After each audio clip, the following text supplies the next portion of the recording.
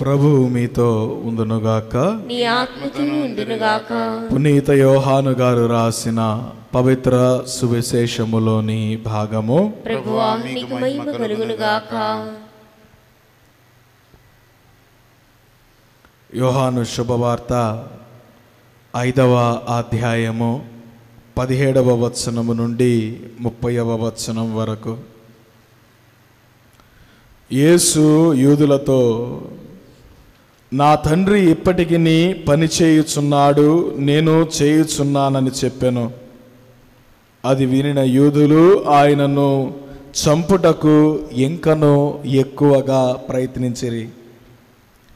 ఏలయనా ఆయన విశ్రాంతి దిన నియమమును మీరుటయే కాక దేవుడు తన తండ్రి అని చెప్పుచు తన్ను దేవునికి సమానముగా చేసుకుని చుండెనని వారు భావించిరి. యేసు వారితో ఇట్లనెను, నేను మీతో నిశ్చయముగా చెప్పుచున్నాను, తండ్రి ఏది చేయుటను కుమారుడు చూచునో దానినే కాని తనంతట తాను ఏమియు చేయజాలడు. తండ్రి ఏమి చేయునో కుమారుడు దానిని అట్లే చేయును. తండ్రి కుమారుని ప్రేమించును, దాని చేయు ప్రతిదానిని కుమారునికి చూపును. ఇంతకంటే గొప్ప కార్యములను చేయుటను ఆయనకు చూపి మిమ్ము ఆశ్చర్యచకితులను చేయును.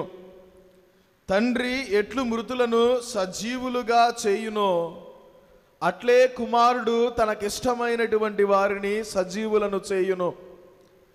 తండ్రి ఎవనికి తీర్పు విధింపడు, తీర్పు విధించు సర్వాధికారము కుమారునకు ఇచ్చెను.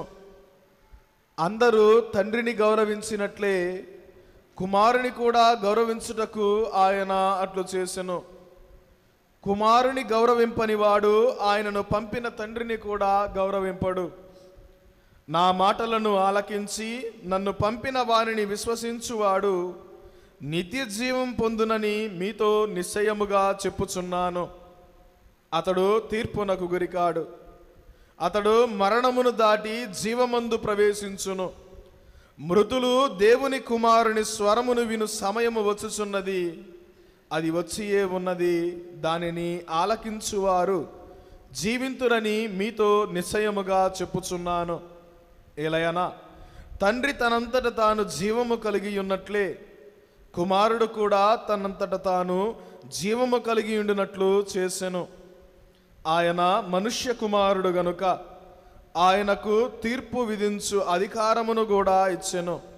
మీరు ఆశ్చర్యపడవలదు, ఆ గడియ సమీపించుచున్నది.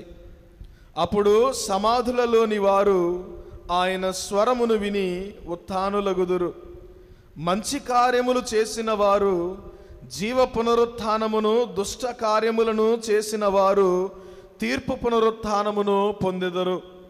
నా అంతట నేను ఏమియు చేయజాలను, నేను వినినట్లు తీర్పు చేయుదును. నా తీర్పు న్యాయమైనది.